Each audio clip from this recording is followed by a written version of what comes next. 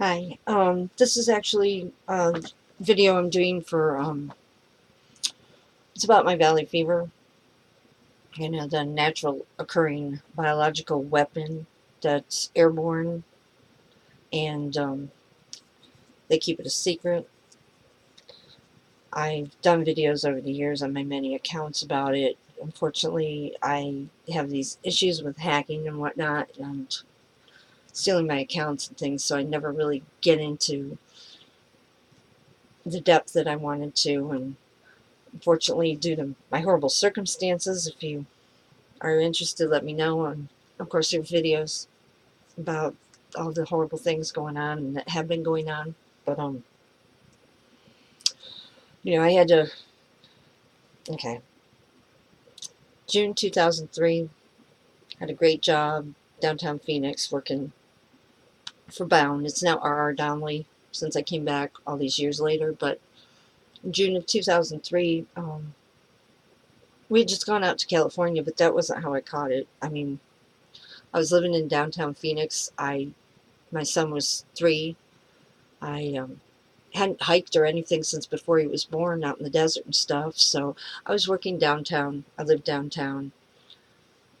I wasn't really getting exposed to what you need to be at that time to get valley fever when no one really had even heard of it, at least common people.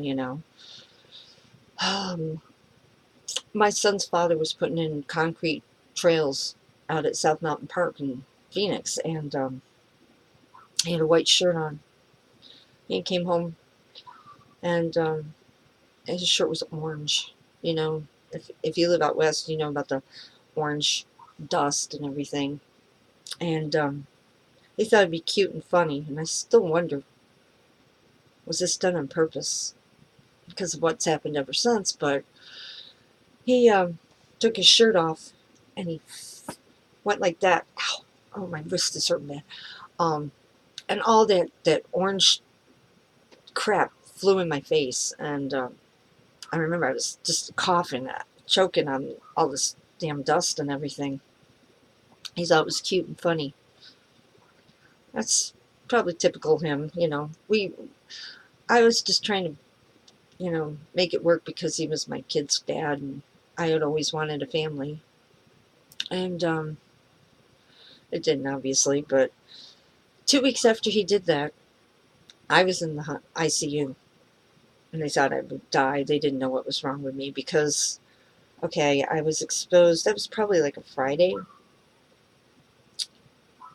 maybe. I don't. Maybe it was in the beginning of the week. It's hard to remember exactly what day he shook that shirt in my face, but I do know within a week, it was a Saturday, I woke up and I was in the bathroom and I got really cold and I just didn't feel well and everything. And I told Alan, and you know, not that he really cared, and he made up excuses. And I said, no, no, no, no, there's something really wrong. And he actually cooked for me. I mean, he didn't do shit for me, but um, he didn't like it because he liked to gamble, he liked to party. He didn't want to be tied down, especially with a kid. He was not a good father. He never should have come back. Anyways, it was like Wednesday finally, and I knew I was running a fever. I knew it. But I'd been bugging Alan, please pick me up a thermometer because I hadn't been able to work. June 6th, I believe, was the first day I called in sick. It was a Monday, June 6th, 2003. Didn't work anymore. Um, so anyway, that Wednesday, he came home from work. He finally remembered the thermometer, and my temperature was very high. It was, I don't know, probably 103, 102 at that point. He wanted to go out. He was already bitching how he had blown off his whole weekend for me and whatever. And my son's 3 years old. Oh, he went off and left me alone with Julian. And I remember Julian was like, I couldn't do anything. I was just dying. I mean, I was so sick. I mean, I started getting pain in my chest on the right. And I couldn't do anything. I mean, it was bad enough. He's a terrible father. He picked my son up because I said, you're going to have to take him to daycare. I can't take care of him, to the babysitter. but he wasn't bathing him, and I had to get up out of bed because he smells, so I had to get up and try and bathe my kid. And that's when, now I'll do it. Anyways, let's see. We needed groceries. All the laundry was dirty. It was just not helping. I didn't do this to complain. I mean, I'm just telling you the circumstances, but I couldn't get anybody to help me, and I had a baby, so I a friend that used to work with my sister came from like Scottsdale all the way to downtown Phoenix and went to the store for me. And of course, she saw my other sister there that lived like 2 miles away, but wouldn't help me. I had asked her, "Would you please get me a few things at the store, like milk and stuff for the baby?" And she couldn't do it. And then she was right there at the same store. She saw her there. I'm like, "You're kidding." Anyway, the next day, I guess it was Sunday, I had been exposed 2 weeks, and my temperature was 106.3. So I couldn't take it anymore. It was so bad, and the pain was absolutely horrible. I was short of breath. It was just horrible. The chills. I was drinking like gallons of water, and I called 911, and they came, and they asked Alan. I said, "Well, do you have a car?" And he said, "Yeah." It was right across the street, Phoenix Baptist.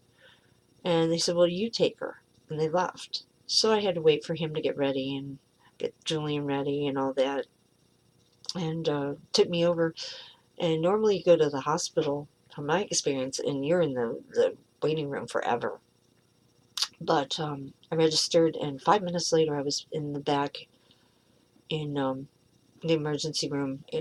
There was like 2 beds in this one room, and the nurse was with me. And I remember asking her, could I get something maybe for the pain, because it was so excruciating. And that's when it scared me, because she says, "Don't worry." She says, "I think the doctor's going to give you anything you need." And it just creeped me out, because I said to her, "Am I going to die?" And she says, "We don't really know yet. We don't even know what's wrong with you." Well, it was I'm not going to make this video long, because I was just making it for that group to let you know how I caught it and everything. And I can, get in depth more. But it was January 2004, after I'd been in the hospital for 3 months and had the lung surgery and all that, that when my mom took my son in January 2004, I went to Florida, just took off after to get him back, and nightmare story that never ends. But last summer of 2016, I had to escape my house, and I'm living out of a hotel basically with this guy, because I couldn't get any peace there. It was just a nightmare. And I'd gone into the bathroom anyway, and I felt a pop. And when I came out of the bathroom, I'd already been having valley fever problems, by the way. I had blood running down my legs, bruises, cuts. I was in pain. I couldn't get doctors to help me. I'd just been to the hospital 2 weeks before I came here, and they sent me home. Everything's fine. Anyway, I came out of the bathroom, and it looked like somebody punched me in my left eye. And the guy I was seeing had a history of violence. Freaked him out enough that he took me seriously and called and made the reservation for me to fly back to Phoenix. And my friend took me to Mayo Clinic, and I was just worried about my valley fever. I think the only thing that had saved me was a doctor I worked for in Florida. I contacted at home and sent him, like, on my ex-boyfriend's iPhone, about valley fever, and film myself and how to take the medication and stuff, because he knew I knew my stuff. But he agreed to see me, and he gave me a month of fluconazole and a month of Percocet to get me back. I think it was just enough to kind of get it under control, because I'd been battling it for a long time. Nobody helped. I mean, the one doctor just threw me out of his office, basically, calling me a liar, and made fun of me and said, go back to Phoenix, Dr. Crozier, and wouldn't even look on his computer. I was going to sue him and use the money to start a foundation, but I came back and I can't get doctors to do anything here. Now I can't even go. But I went to Mayo, and all they were concerned about was my eye. So they did a CAT scan and called me back that day to come in for the MRI the next day, and I did. And then they called again and wanted me to come in right away. And my friend and I went to Mayo, and the head of neurosurgery admitted me, saying that I had cancer and a brain tumor. And I asked what we could do about it, and he said nothing. It was too late, which is unfortunate because I had had a grand mal seizure and I didn't get any medical help for it in January 2015. It's too bad because that was a sign that I needed medical help and I didn't get it. Another lawsuit. This is really quite a story, but hopefully that gives you, the gist of what I'm dealing with. But this speaker's acting up, so let me know what else. Because nobody gave a damn about valley fever, and I didn't have the luxury of even getting help.